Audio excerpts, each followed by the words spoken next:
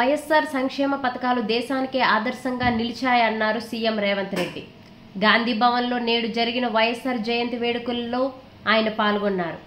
ఇక్కడ ఏర్పాటు చేసిన వైఎస్ఆర్ ఫోటో ఎగ్జిబిషన్ను ప్రారంభించారు. ఈ సందర్భంగా రేవంత్ మాట్లాడుతూ వైఎస్ఆర్ ముద్ర ప్రజల గుండెల్లో భద్రంగా ఉందన్నారు. సంక్షేమం అంటే వైఎస్ఆర్ గుర్తుకొస్తారని చెప్పారు.